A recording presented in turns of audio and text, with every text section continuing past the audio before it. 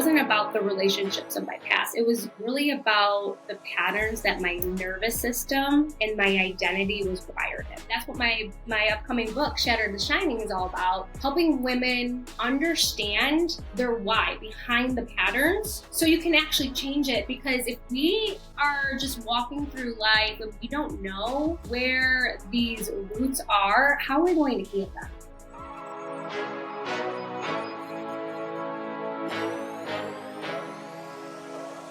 Pull up a chair. You're sitting at the table with Powerhouse Women, the podcast where bold women in business come to connect, collaborate, and build something bigger than themselves. We always say, if you're fortunate to have a seat at the table, pull up 3 more. That's exactly what we're doing here. This isn't just a conversation, it's a movement. We're creating space at the table for conversations that matter. The ones that challenge you, push you, and remind you that you do not have to do this alone. Every episode, we're talking growth, success, and the real, unfiltered truths of entrepreneurship. No gatekeeping, no fluff, just the perspective and community that you need to thrive. So, if you're ready to surround yourself with women who get it, you're in the right place, and there is already a seat with your name on it.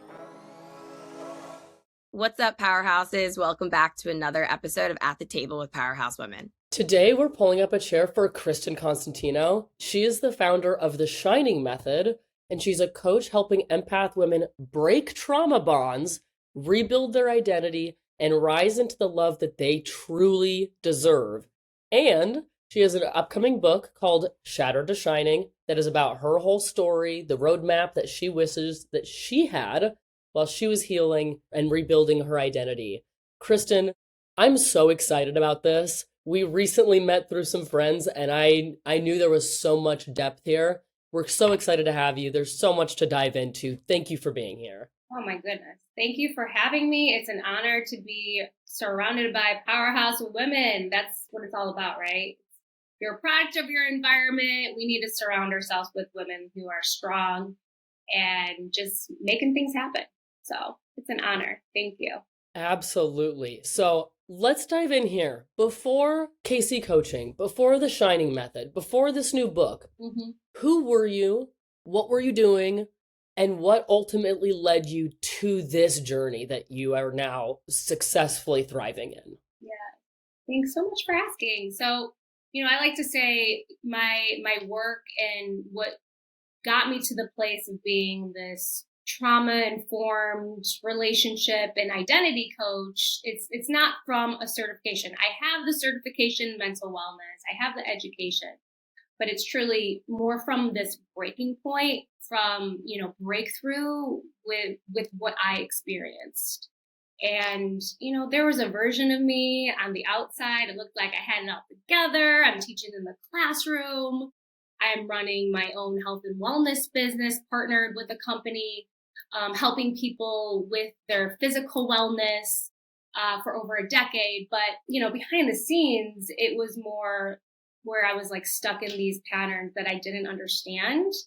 And I found myself in relationships where I'm overgiving, overthinking. Does this all sound familiar, right? Oh, it does. Oh, yeah. And, lastly, it's like I'm trying to earn this love from other people and proving myself. And I just remember this specific moment where I'm sitting on the bathroom floor, I'm just completely overwhelmed, looking in the mirror. I'm not recognizing who I am. And I was just questioning everything. I was questioning my choices. I was questioning my worth, how I ended up being in this same toxic cycle. I had this pattern that I didn't realize I had when it came to mental and emotional abuse. And then prior to my husband, my fiance that I was engaged to, unfortunately, it had all the different types of abuse. It had financial, mental, emotional. It had a little bit of sexual abuse, a form of it.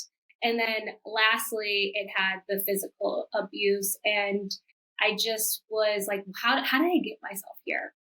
And I didn't realize it then, but now I know it wasn't about that relationship. It wasn't about the relationships of my past. It was really about the patterns that my nervous system and my identity was wired in.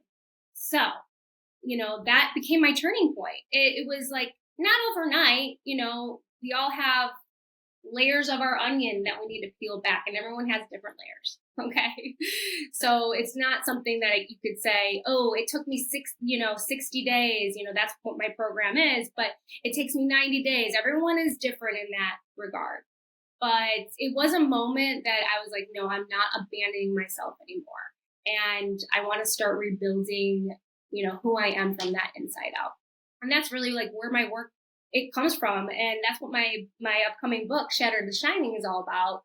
Helping women understand their why behind the patterns so you can actually change it. Because if we are just walking through life and we don't know where these roots are, how are we going to heal them? It's almost like you grabbing the weeds out of the garden, and all of a sudden you look, the weeds come back. Why? Because you didn't grab the root. So that's the biggest thing that I hear from women that I've worked with is like, I feel like myself again.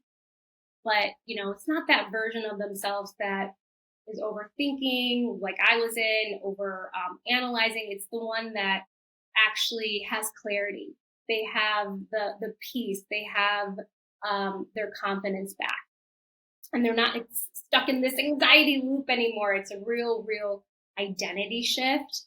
And I honestly just get so fired up when that happens with these women and seeing that transformation, because that's what I experienced too. This is the shift that I had within me, being on the bathroom floor to that breakthrough and understanding what my roots are, understanding how I can rewire that false identity that I had that was driving me towards these toxic relationships, and seeing other women being able to do that too is the most rewarding thing. Like, I don't need the accolades. This is what I truly want. And at a deeper level, in a bigger picture, to me, being an educator, being someone who has worked with children, and even in my past relationship with my ex-fiance, he had children, and I love them to pieces, but you could see what that trauma does to them and how they view relationships.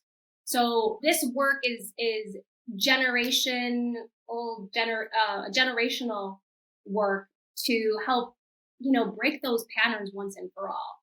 And, that's what it's all about. I mean, is helping not that one woman, but the ripple effect that it can cause in the future. So I'm just so passionate about it. And I know what could come from these transformations once you actually look inward, and that's why I do what I do. And, it's just part of that legacy that I want to leave.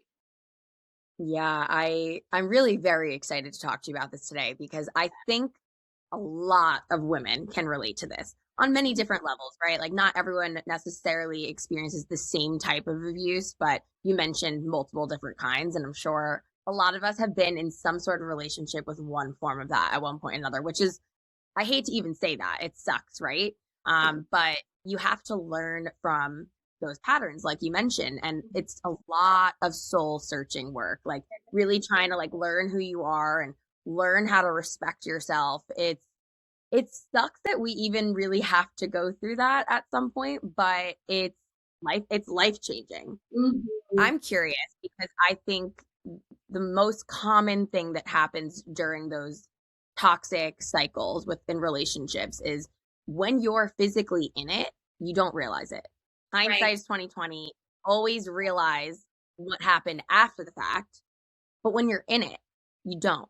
So what are some, I would say, red flags early on that you can note that you're in a toxic, abusive relationship? I feel like, in simplest terms, one really big one that I noticed myself was I was crying more than I'm smiling. So recognizing that, and the people that love us the most can also be engaged. And I noticed it within myself where, because a lot of times when you're in a toxic relationship, someone that is abusing you, you start to pull yourself away from those really close relationships that you normally did have. And that is part of a trauma bond, and the strategies that, whether or not the abuser realizes or not, for instance, my ex-fiance, he was an undercover addict to pain medication. So being with someone who has addictions, comes with potentially a lot of abuse. So those people that are your, biggest cheerleaders, they will notice. They'll say, you're not yourself anymore. And then from there, you can start thinking, okay, why is that? What's going on? And in my experience, one of the, I think, best things that I did in that last toxic relationship with my ex-fiance was, go and get support. I was seeing a counselor and I was speaking out loud. What are some of the things that I wanted validation for? For instance, he was an addict, so he took the money that my dad gave us for a down payment for the venue. He took that and used that for his drugs. I didn't know at the time it was for the drugs, but all of a sudden he's like, oh, please let me be the one to put the money down for the venue. And I remember thinking in my head, because we had already financial abuse going on, and it happens little by little. I remember thinking in my head, like, this could be a really good test to see if, and that's also a red flag if you're saying, I'm testing my fiance. Yep, that's a good call. Right? It's like, how are you testing this person that you're about to partner with for the rest of your life? So I remember thinking that, and sure enough, we didn't lock in the venue, which, 2020 hindsight, like, I'm so happy we didn't, but he used that money for his own benefit. So there's financial abuse there. But I was talking it out loud, and she's like, this is betrayal. But one thing that I did not say to her was that he was being physically abusive with me. Because my logical brain knew I should not be in a relationship with someone who's physically abusive. Thankfully, after the relationship, I went to therapy.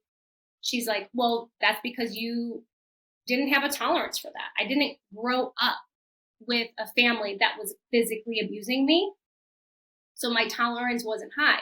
Now, however, I did have experience with mental and emotional abuse, highs and lows, with my mother. I dedicated the book to her because she was a beautiful, strong-willed Greek woman, lots of amazing gifts, and she loved me so much, but she really had a hard time with handling her emotions. And there was a lot of heated, temperamental arguments and outbursts that I grew up with because of that. So that I tolerated. I thought this was normal. And that goes back to the wiring of your nervous system. And even though your nervous system is this security scanner, is what I talk about in my master class, it's constantly scanning to see what's safe and what's not. It's looking for what's familiar to you, even if it's unhealthy. So I think, when you start to consider, should I be going to counseling? And there's that breaking point. Yes, you can go to counseling because you want to better the relationship and that person is willing to work with you. So there's a fine line of saying, okay, this is counseling to better our relationship, or this is counseling so I can cope with our relationship. But yeah, I feel like anytime someone's making you feel icky and you're just crying and you're questioning your worth, that's a huge red flag that you need to move on. For sure. And also, if you're keeping things from the people you love, like being physically abused. I remember I would always keep from my parents, like, certain crazy arguments that I was getting in with my ex that they would probably be like, you shouldn't be dating this person. And I could not let them know what was really going on because I knew it wasn't right, but I didn't want to hear from people I love that I shouldn't be with that person.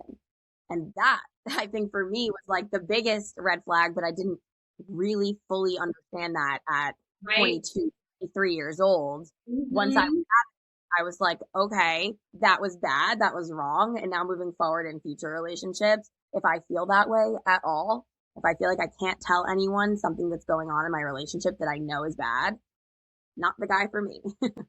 Yeah. Yeah, I think that was a big thing that I learned in relationship. I learned a lot in my past relationships, but I think a big one was also when you can't start, or if you were able to really confide in your person, and that starts to dwindle where you don't feel safe fully confiding in them because either it's going to be judgment or it turns into an argument or something gets spun back around and it starts making you feel isolated and small because this is supposed to be like your person. They're supposed to be cheering you on and like you're supposed to be building together. Like that's the whole point of love in a relationship is it's two individuals coming together, colliding and becoming more than the two of you. And when that starts shrinking you, sometimes that's slow at first. And so you notice it, but it's not fully registering as like, oh, we're disconnecting, or like, oh, we're growing apart. We're not growing together anymore. And sometimes that takes a lot of time to look back on. And like we said, hindsight's 2020. You look back at certain things and being like, was I just putting up with that because I thought it was normal? Because that's you just you didn't know any better, or because you were young? Like, so that leads me into something. Yes. What before and after this kind of shift for you, this moment, what did love look like to you back then, or what did you think love was supposed to look like? And now, because I know you're in a happy marriage now, and through all of this, how has that drastically changed? Well, now it's safe and secure. Of course, my husband and I, we aren't perfect and everything is, just always hunky dory, but we don't have explosive fights. Like we learn how to communicate with one another in a calm manner and address it as adults and with maturity. And as I mentioned, to get to a resolve. Yes, to get to that resolve. Mm-hmm. And then a lot of my other relationships, when it came to the type of abuse that I was experiencing, it was what I witnessed as a child growing up. It was more of the highs and the lows, and experiencing the chaos, and then going back and rebuilding that love again. I'll never forget growing up. Like my mom would be yelling and screaming because she couldn't control her temper. I'd be crying and looking at myself in the mirror, just crying my eyes out, not really understanding why. And I can't even give you a specific, example of what the fight was about and why she was yelling at me. It was more so just the experience, because we tend to remember these emotional experiences. And then she would come and console me, and she would hug me, and we'd make up. It's going into the highs and the lows, and that was all my romantic relationships. And it's not just romantic relationships. It could be you can have this pattern in your with your coworkers. You can have this pattern with your friendships, because this is what you're used to. This is what you believe love is. And growing up, I always felt like I had to earn that love. And in reality, that's not what you're supposed to do. I was always wanting to please my mom when she came home and make sure that everything was clean and she was happy to see me. And, that's not what love, partnership and true love is. Safe, secure. It's bringing the best out of you, not sucking the life out of you. So that's the difference.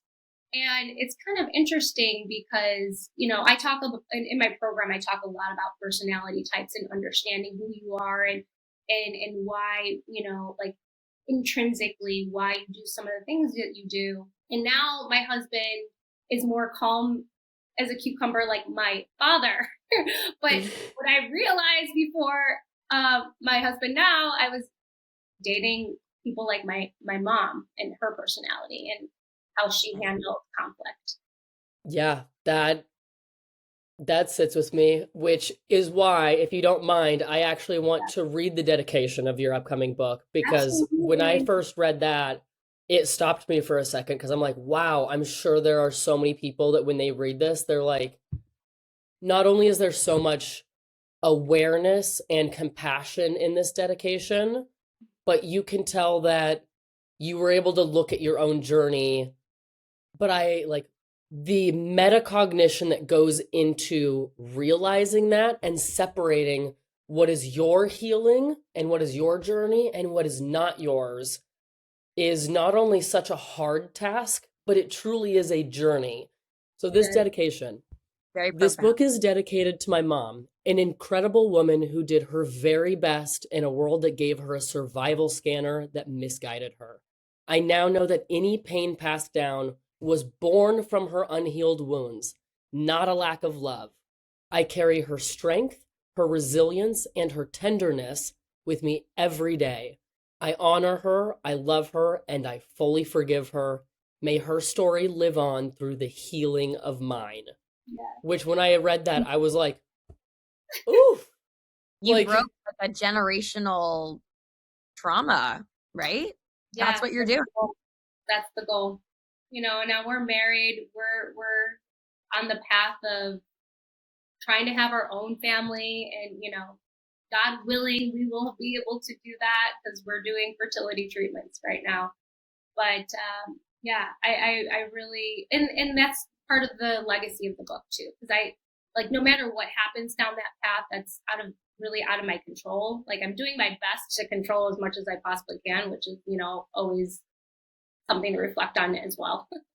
But yeah, I want this legacy to be able to impact other generations. And, you know, my passion comes from looking at our youth and seeing what that can do. I remember teaching in a Chicago public school, and this child really had a hard time at home. You could tell. And he confided in me. It's like my mom and dad are yelling all the time, and you know, it's impacting their learning. It's impacting how they can retain information too. So definitely a bigger picture, this type of work. it's definitely a much bigger picture. Mhm. How old were you when you began to separate what was yours to heal and what was anybody else's, or who, or your mom's specifically in this situation? How long did it take you to really realize it's not all mine to heal? Yeah, that's such a good question. I started forgiving my mom pretty. So I don't think I mentioned this. My mom passed away from bile duct cancer in 2012. So God rest her soul. I started forgiving her and doing some of that work, still not realizing the type, like the patterns that I had when it came to romantic relationships and my mom. But I started working on the forgiveness piece around 29. And for perspective, I'll be 43 in July.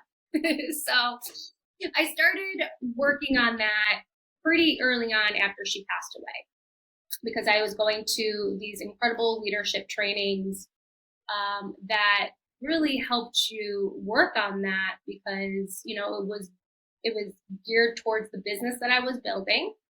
But at the same time, if you aren't working on some of those internal false identities and unforgiveness, that's going to reflect on how your business grows too. It's going to reflect on everything. So I started doing that work as early as 29. And then it was more so after I left my ex-fiance, when I came to realize, like, oh, I had this vision for, you know, vocational work, my profession, and financial, and all these goals. But I really didn't have a vision for what I wanted in a partner, and understand that, oh, I need to actually do some of this healing work for my mom in regards to relationships that I have. So I wasn't connecting those dots until about 34 is when my ex-fiance and I ended things. Realizing at some point in time that you need to work on yourself in order to be in those relationships is it's one of the hardest things to do, but it's also so profound and it like levels you up. I think like I experienced that. I was younger and I'm glad that I did experience at a younger age. I feel like, I mean, I'm still single, not married, just for context. But at a younger age, I realized that I needed to work through certain things, certain ways to like find respect for myself. Yep. And now I'm in a place where I will not put up with anything that goes against that. But it's so profound to learn those things. Some people never do, but some people also don't understand that you have to do the work in order to get exactly what you're looking for in a healthy relationship. So props to you for going through that journey. We all really have to do it. It's human. And I think there are so many people that you can hear stories from, and I think sometimes they just don't quite land until you have gone through even a small element of it yourself. I even remember my mom telling me stories when I was young, kind of gearing me up for what some relationships could be like, or kind of those red flags. And I'm like, okay, mom, like I I know my relationship. I like my relationship. And it wasn't until after where I'm like, why didn't I just listen to my mom? Like she did know. And I'm like, Sometimes they really like do. to a T, like she actually knew what was going on in that moment. But, 20-year-old me is like, no, I know better. I can change the bad guy. Like Yep. we can do it together. I'm gonna save him, it's gonna be this, it's gonna be something. And then you look back on it and you're like, why did I even want to do that in the first place? Like what was I trying to prove? Well, one thing when you're young is when you're young, like you think that everything that you're doing is the right way. And Yes. it And then is it's not. better. Yeah. It's all a learning experience. It really is. It's a beautiful learning experience. And just so everyone knows, our healing journey, it's not this linear path. You're going to have the ups and downs. One thing that really stuck with me from some of the leadership trainings that I've been to, no matter what, wherever you get started in anything that you're trying to work towards bettering or, refining, you never go back to that starting point. Yes, you're going to go up. You get plugged in, and maybe something happens in life, and then you unplug, and then you go here. And then you get plugged in again, and then you're going back up. And then you unplug a little bit, and then you kind of go here, maybe down a little bit, but you never go back here. So anything that you're, investing in when it comes to personal growth and development is worth every single moment, every single penny, because it's going to propel you forward towards your ultimate vision and success. So, yeah. I completely agree.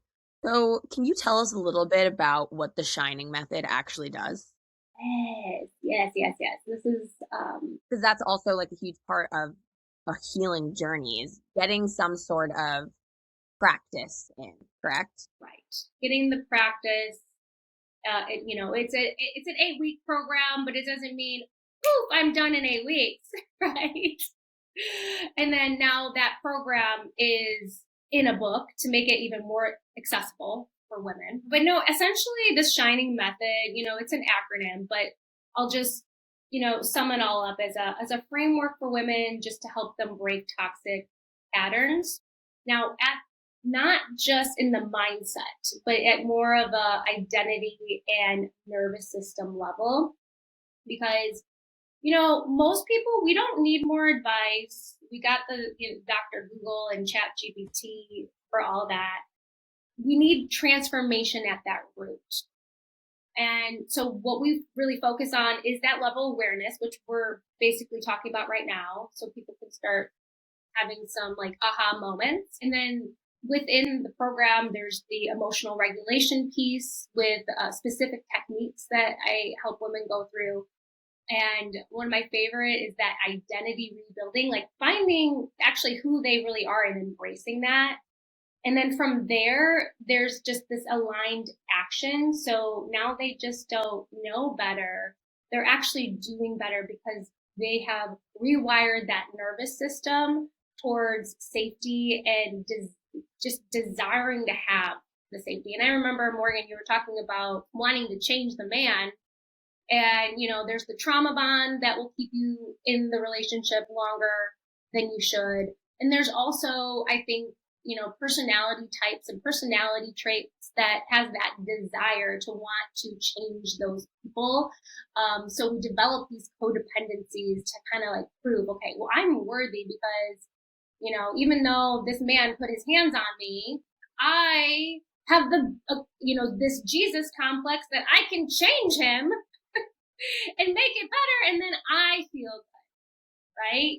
So we work on not feeling good from exterior point of views as well. It's more on that internal level. I absolutely love that. I think that it will really, I'm sure it does help so many women get through their healing journey. I think a lot of the time we kind of do these healing journeys ourselves, but there really is so many other women out there that have gone through the same things, similar things. There's so much community built around going through toxic relationships. That's what I love about it. I will work with women one-on-one, but one of my favorite ways to work with women is with the group. So we can build that sisterhood. And it's literally the women I work with, we're like family now. Because I love that. That's how, and like this is a place I can go to if there's that point where I kind of like unplug and I go down a little bit. I know I can go back to them and go right back up again, so I can get plugged back in and stay accountable. Because anytime we learn something new, I know you ladies know, and just with real estate, you need some accountability and to grab someone's hand that's been through it and can guide you through those steps and, let you know, like, this is normal. This is okay, what you're feeling right now, and just validate those experiences. Absolutely. I feel like there's different definitions or different types, I would say, of trauma bonds. How would you explain to someone that doesn't know what a trauma bond is? In my book, there's all the different phases of a trauma bond, and I just want to talk about it in the simplest terms possible, so it's easy for you to understand. And if you want more details, obviously, when the book launches in the summer, you can look into that. But it's essentially emotional pain and emotional connection getting intertwined. Makes so much sense. Yeah. So and then it creates something called intermittent reward, and you have these cycles of highs and lows. So you're hurt, then you're comforted. The experience that I was talking about with my mom, and your brain starts just associating that person with both pain and relief. You're constantly like seeking the relief, and I think too, certain personality types that are the adrenaline seekers, they are drawn to these types of relationships because of the personality types too. Maybe somebody with ADD, like we always need that dopamine kick. So we're constantly getting that when the abuser cycle goes back to the love bombing phase, if you will. And this creates this loop that feels so hard to break because you want those reliefs, excitement moments. And then when your nervous system is not wired properly because of past experience from childhood, sometimes these calm and collected men that you're dating feels really boring. Oh, you are speaking of my right now, like, because I was one of those people that I loved the fire and the ice. Yes. And it took me years to realize, like, that's not good. That's not going to amount to a good relationship, a good, healthy, long-term relationship. And I had to kind of break that cycle for myself of like, kind of always seeking out the fire in the ice. It was never going to benefit me, even though it might feel a little fun in the moment. It's really, it's not healthy. And I also have struggled with that boringness. Like when something is so healthy, and I've heard this from so many friends and even like just adults of mine, that once they got into like a very healthy relationship, at first it was really boring and they struggled with it. But they knew that it was like real good healthy love. And how do you like get past the boring thing? Like I'm still kind of learning. That's so funny. You're like, hey, excuse me. That's why they say the nice guys finish last. Right? This is true. Frog. You put me through all this drama, and then there's the prince who's just calm and collected. I mean, honestly, my husband is not boring at all. I think you do have to find a balance. We have very similar personalities. I know they say opposite attract. I don't know if it's because we found our, one another in our late 30s, that we just have very similar visions and interests and goals. And he's very fun loving and, always wants to have a good time. But at the same time, he's not one to explode and, call me names. I mean, that should never happen in a relationship. No, yeah. We're too old for that at this point. Yeah, we're adults now. That's happening. You say, okay, you need to grow up and I'm not going to wait for you, but I hope it happens for you, kind of thing. Right? And then but yeah, we're very similar personalities. I think it's going to be more of like, and we have similar interests. My husband and I met. Before I met him, I was going, I had a one-on-one coach I hired. I'm going through therapy, and she recommended, which I talk to my clients about, is like creating that vision of what you want. And you don't have to make it too rigid. So, we just create this list. You're like, they don't have everything, then it's not right. No. You create, some deal breakers. You want some deal breakers on there because that's going to weed out a lot of people that you shouldn't be even dating more than once. And then you have your must-haves. They can kind of be bent. You can bend those a little bit. And then nice to have. Those can be bendable. Those are definitely bendable. There's no perfect human on this planet. I created this list. I had this vision. What I didn't realize now, or back then that I do now, is like I was doing the feeling. I was like imagining it. They're called incantations because I had a fertility coach that put a label on what that is. And I'm like, okay. And then he literally was asking me what the list was.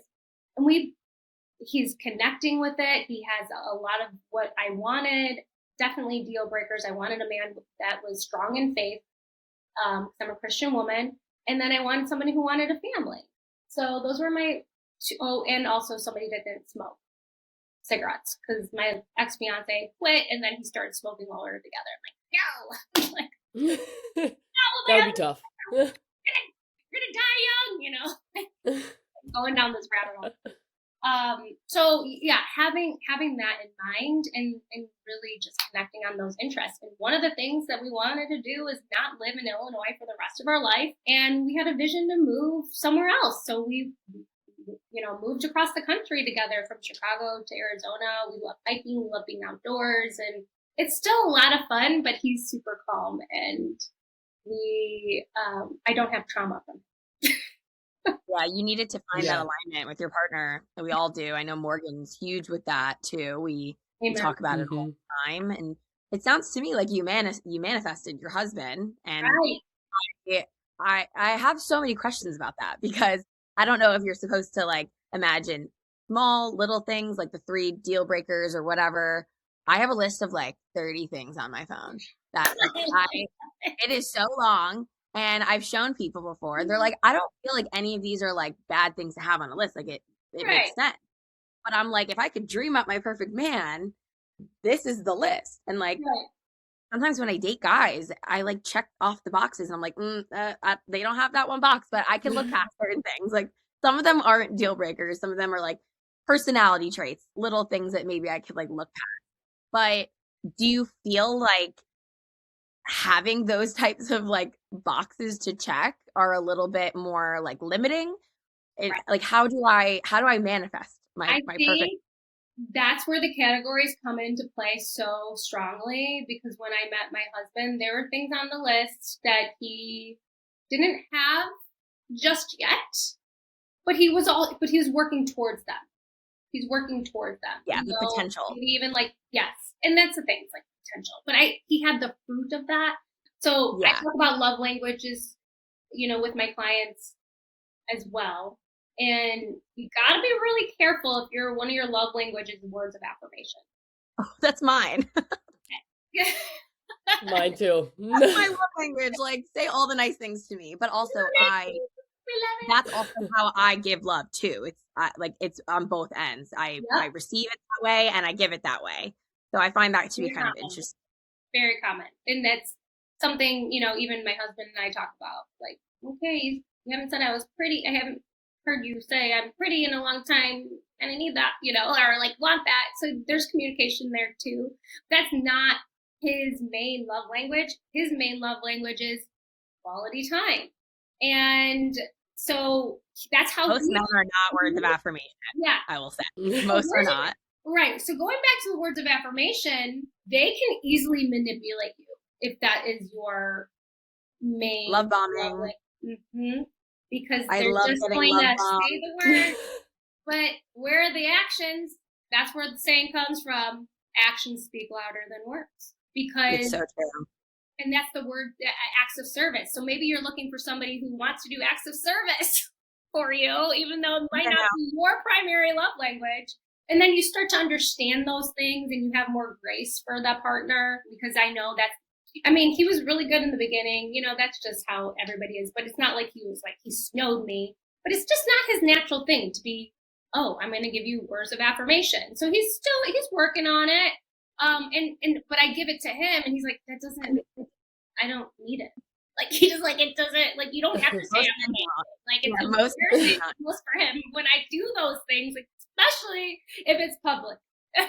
So yeah, I'm learning through all of this. I feel like if I'm not getting that like obsession, like love bombing thing, like at the beginning, I'm like, kind of bored. Like, yeah, I'm like, are you not obsessed with me? Like, if you're not obsessed with me, like, I'm not interested. But like, I don't think that is like truly what like the right thing is. I've been in long-term serious loving relationships that kind of started lightly love bombing. Like, it was a little bit like that. So it's not always love bombing, but I was just gonna say it can be at the same time. I've experienced love bombing like in the truest sense of what it is, where like they say all these things and their actions do not line up with it. And then I've also experienced where they're saying all these nice, amazing things and they're actually doing the actions. So yeah, yep. And I like the love bombing when they actually align with the action. Align with the words. Well, here's the other thing too. I talk about it with my clients. I think it's also important to identify, like, to partner with somebody who's interested in growth, which I think you can find with men who are in entrepreneurship. Not always, but you have to grow personally or spiritually when you're an entrepreneur. That's like no doubt in my mind. And so that was important to me. Like, he was a man of faith. He was going to church and he was journaling and all these things. I think that was also very attractive, because you're not going to be the only one growing in the relationship, and then all of a sudden, like, here I am, grow, and then their person is just staying stagnant, and not willing to do those things. And men typically aren't the ones that are like, I'm going to therapy. That's just more of a woman thing, like, you gotta have some grace and understand the refinement. So I talk about, what kind of personality type are you really looking for? And sometimes those like go-getters, the drivers, which could be the entrepreneurs, if they're not practicing some type of personal growth, like, you got to be mindful and watchful for those type of men. Yeah, absolutely. I will say I have noticed lately with some men that I've dated in the past couple of years, they are going to therapy. like a lot more than you would have expected. Um, I'm seeing it more often, and I'm shocked. that's Definitely huge. shocked. Yeah. That's a huge action that you're like, ooh, okay. I'm gonna put a pin It in this. makes a difference. It's like that's like the biggest green flag. Like if you're aware that you knew something was wrong and you needed to work through that and you got the help that you needed. I mean, I did it. I went to therapy for like 7 years and that helped me through so much. But if that's a sign that you're willing to grow. So Yep. huge green flag, I mean. Yeah. Huge green flag Yeah. when Yeah. they're interested in growing personally. Because Yeah. that's something you want to do and they're not, it's going to it's going to be impactful on your relationship. Yeah. Well, and the longer that time goes on, you're going to start seeing that you're outgrowing them, and if they are not following, they're like this anchor that's tethering you down, and it makes it harder for you to grow. So even if you are growing, you're growing at a slower pace. Yeah. And eventually it's going to almost be this like snapping effect, or you got to cut that cord. Like if they're not there with you, that's really tough, which kind of leads me into this question. You talked about love languages, which I think the majority of people have heard about love languages, know about them. What I heard recently, and I don't know if this is an actual thing or not, but it was like on top of your love languages, you also need to know your like fighting languages, Oh, how yeah. you communicate during those disagreements, because that's when shit is hitting the fan. That is when you are not seeing eye to eye. That's when the name calling comes out. That's when Yes. pulling random shit out of history and throwing it back in somebody's face comes out. And so it's learning when those things happen, how do you actually sit down, communicate, and get to a resolution? Not just an ending of the disagreement, but to an actual resolution. And I feel like that element, a lot of people miss, or either they think that the love languages are so important, which they are, but there's this whole other aspect of you are going, no matter what relationship it is, your mom, your dad, your significant other, your friends, you're going to go through things that are tough, that pull you apart, that are awkward, that are weird. But how do you communicate and come back together to get to actual resolve, not keeping score and holding resentment towards people? And that is a whole other feat in and of itself, which I'm sure that your coaching and your conversations with women also talk about. It's more than, it's finding your identity, and it's standing up for yourself, and it's figuring out where those boundaries are. And then that's how you can lead to a resolution. But you need to find a partner that can also get in the trenches with you and show up and have that resolution. And I'm sure with your husband now, just how you described him as like, he's a calming force. Like, it doesn't mean that everything is sunshine and rainbows. Right. But it's a calming force that when things go wrong, you can count on one another. It doesn't become this rift between you. You're not afraid to talk about things because you know that it can be like a mutual calm conversation where there's a solution that you're looking for, and everyone wants to resolve it, not just one-sided. Right. Yes. I love that you brought And realizing when it's one-sided. Yeah. I think that was a mistake that I made, is in one of my big last relationships, I thought we were getting to a resolve after all of these different like fights or disagreements. So I'm thinking we're good. And then 7 years in, we are going to therapy, and he's bringing up things from year one that I'm like, wow. whoa, like, were we not, I thought we were totally over this. And it was like score after score after score. And it led to this deep resentment towards me that I didn't even know existed, because I thought we were resolving fights. I thought we were getting through it. And now, given I was also young, so I can look back at some of those and being like, yeah, Morgan, you didn't handle all of those correctly either. Right. But that's such, knowing when your partner is actually in the resolution with you, sometimes is not as easy as it seems to be. And recognizing that and knowing that you're a team and keeping it as a team is really important. Oh, that is So profound. I love that. I love that you're a team. You know, like we are transitioning. We're married. We're a we instead of a me. And, you know, we're all very strong, independent women. Yes, we are.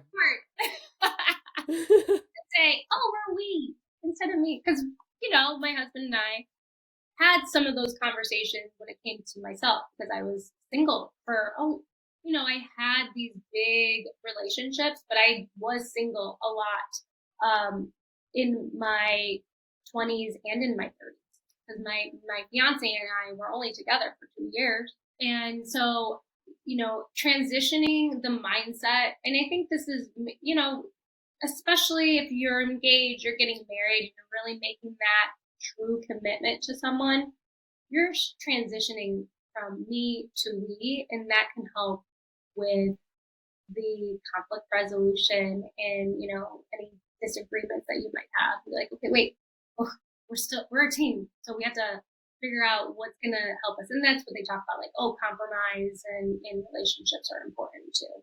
Communication, compromise, all this. Back to your book, Shattered to Shining. It's about reclaiming your confidence, the voice after a toxic relationship. I think you mentioned that it will be coming out this summer. Yes, that's the goal. We are in all right, summer 2026. Yes, production mode right now. So I will definitely be announcing when it officially launches, but the goal and the vision is this summer. Awesome. I can't wait to read it. Yeah, I'm excited. I already know I'm going to see pieces of myself that are in this book, and I'm going to be like, oh my gosh, that is something that I either learned on my own or taking new nuggets away, being like, oh shit, like there's a lot more to go on in here. Like you can always keep digging, especially with this, like you said, these are generational patterns. It is not just you. It goes so much further beyond you. And being able to have something that you can truly lean on and learn from other people's experiences is incredible. So I am so excited to read your book. It's coming out so soon. I'm so happy. Where can people find you? Where can people find the launch of the book announcement when this comes out? You can follow me at Kristen A, as in Anne Constantino, on Instagram. So we'll be announcing it there. And then I'll send you all some links to stay in touch with me and just get a little bit more awareness. For instance, I have the mirror match quiz to realize, what kind of toxic partner am I matching with on a regular basis, and some tips on how to overcome that. Yes. So you can be on my emailing list. Also join my free community on Facebook just to get the latest and the greatest that's coming out. Thank you so much. Before we go, though, we have one more little segment that we like to do. We do a hot take at the end. It could be anything you want. It doesn't have to be related to anything we talked about, or it can. Do you have a hot take? Yes, this is something I'm really excited about because it's consuming me right now, and I have to actually use a lot of the strategies that I teach my clients to, you know, make sure that my nervous system is calm and I can relax. But one thing that I'm really passionate about and have come to discover, so it's a little bit connected. It's indirectly or maybe directly connected to what I experienced in toxic relationships. My husband and I met at 36. We didn't get married till like 37, and then we moved across the country. Here I am thinking, I'm a healthy woman. I'm going to be able to get pregnant. It's not a big deal. But my hot take is how drastically understudied women's health is. Oh, we've been talking about this for episodes. Oh, really? This was my hot take last week. It is, I am so on board with this. It is crazy, but I'd like to hear what you say. You know, just even education. I was diagnosed with endometriosis a couple years ago because I wasn't getting pregnant. And, you know, I was obviously, I'm the type of person, if something's going on, I'm doing my research. My undergraduate degree is in kinesiology. So the study of body movement, I'm really into. My, you know, past coaching experiences was with physical wellness. So I'm very knowledgeable in this, and I geek out on all of it. So the only time I ever heard of endometriosis was when I started trying to conceive. Why? That is wrong. Or PCOS, which are the 2 leading causes of infertility. You know, It's so wrong. it's not right. We should be more prepared. And, you know, I wish I would have frozen my eggs when I was younger, those types of things. And not to mention the things that are not covered from, insurance. When I have a disease preventing me to get pregnant, and yet we are paying $28,000 out of pocket to do IVF now. And, there was a part of me that felt ashamed to go down that route because I'm like, no, I want to do it naturally. I'm so healthy. And, I had this ego about it. But I'm going to be 43. So there is a time that it's more effective when it's not. So if I didn't have that opportunity, I would have regretted it. I just know I would have. So that's where we're at right now. We're now in the phase of going into transfer, but it's mind blowing to me that I didn't have more education about this in my 30s, and we don't have education about this for teenagers. Like, No, you know about their body. I didn't realize. I mean, how come it was until I tried to conceive? Like, oh, it's only like maybe like 5 days out of the month that you can have the baby. Like, even that. I know. I learned that like this year. Same. Same. Yeah. Ridiculous.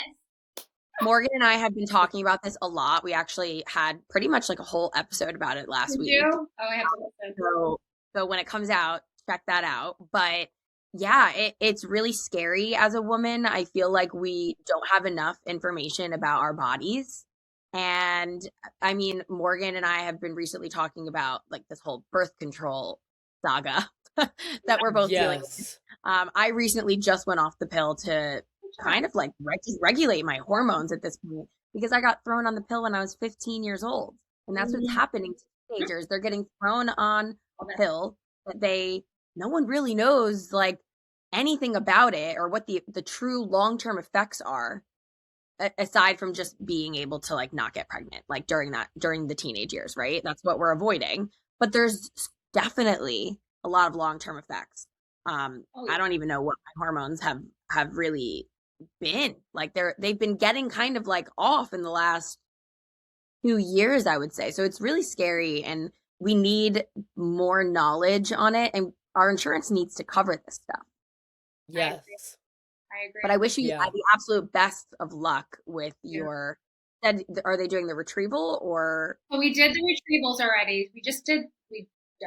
I mean, we did 3. And because of my age, the doctor recommended us not testing and doing day 3 embryos because that seems to work just because you have more opportunities. I mean, I don't have to go all the details, but after day 3, there's a big drop off in attrition. So you lose a lot of embryos after day 3, essentially. So we have 15, which is amazing. Yeah, after two, because the first one we did do the testing round and it didn't work out very well. So we have 15 opportunities, and then, we'll transfer. So we're in that phase of going into the transfer, which is so exciting, but also very nerve wracking because all this work, and this is it. Well, that's I'm rooting for you guys. Yeah. Appreciate that. But Dr.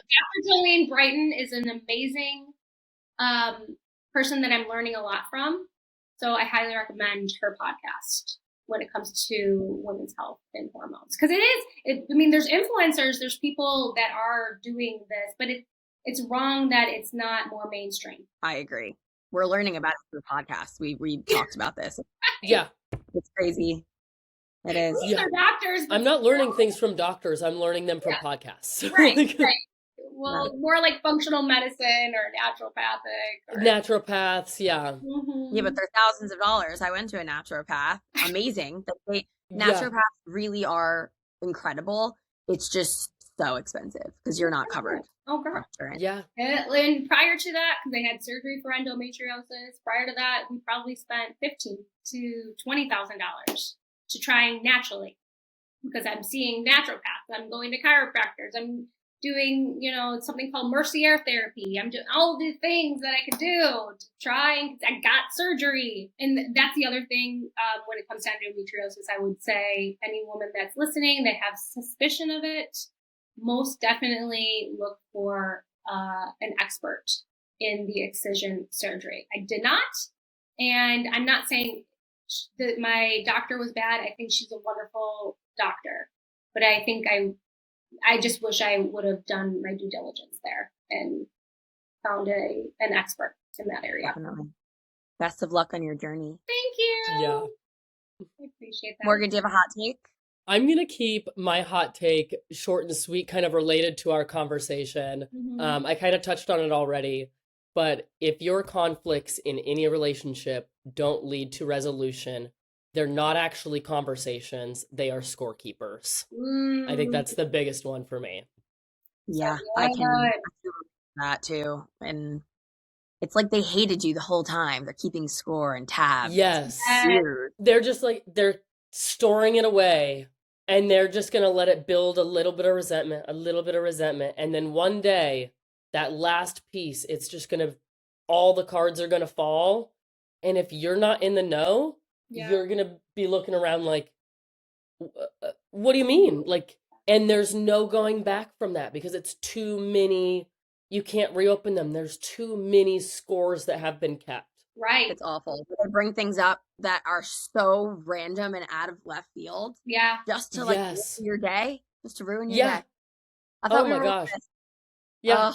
I remember things being brought up that were before we had even like started dating. And I'm like, Oh, wow. hold on. Like, My how God. can I be in trouble for something that I did before we like truly met and got together? I'm like, how is this a scorekeeper? Like, that's Right. insane.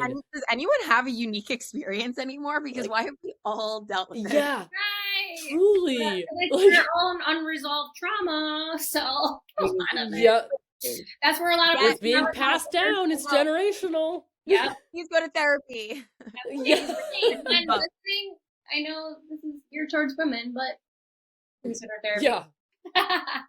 Yeah, everybody should go to therapy. It's amazing. They really. I have Marley. Yeah, I do. I Yeah. have one. It's related to relationships. I feel like I always get all my hot takes from TikTok, things that I see on TikTok.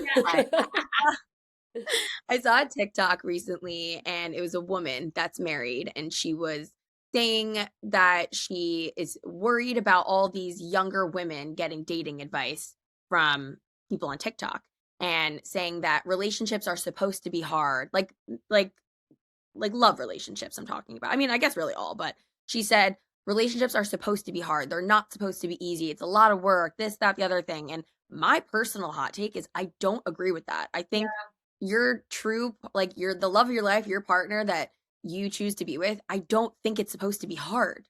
And I remember in past relationships I've been in, I've heard that it's a lot of work. It takes, it's hard. So I would correlate that with my relationship that I was in that was hard and kept pushing through because I thought that that's what you're supposed to do. But I have parents that have been married for over 30 years and they're in a wonderful, beautiful relationship and it's not hard. It is very easy. And they have always talked about how easy their relationship is. And I obviously look for a relationship that emulates what my parents have because who wouldn't, it's easy. So I don't know. I don't agree with that relationships are supposed to be hard. I think they should be easy when it's the right one. That's the quote I got after I was with my husband when we were dating for a while. I said, love is no guessing, no games. It just fits. Exactly. Yeah. Yeah. And I don't like that narrative that's being spewed out that it's a lot of work. If it's a lot of work, it's probably not the right one. Right. Sorry. Yeah. I think there's work involved.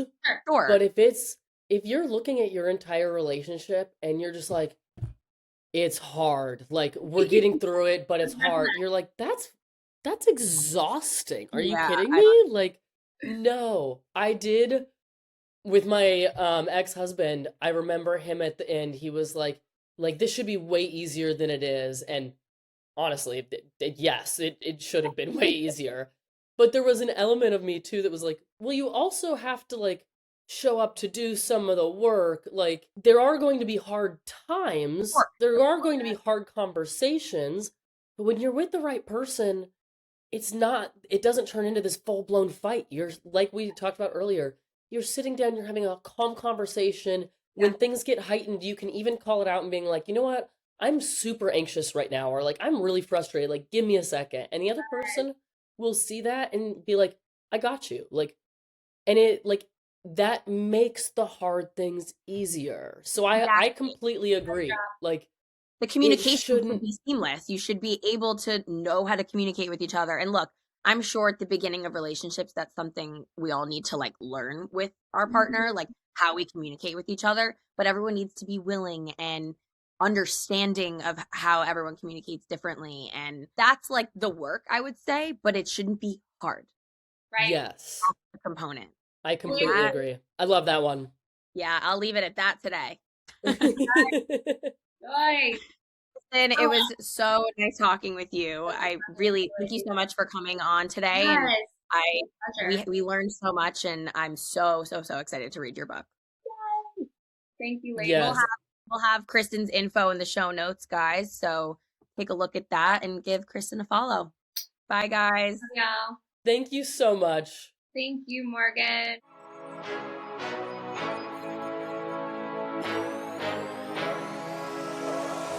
That's a wrap on this episode of At the Table with Powerhouse Women. Thanks for tuning in. If you love today's conversation, be sure to like, subscribe, and leave a review. Your support helps us keep pulling up more seats at the table. Want to keep the conversation going? Join the movement at powerhousewomen.com/society. And connect with us on Instagram at Powerhouse Women. Until next time, keep showing up, keep building, and remember, there's always room at the table for you.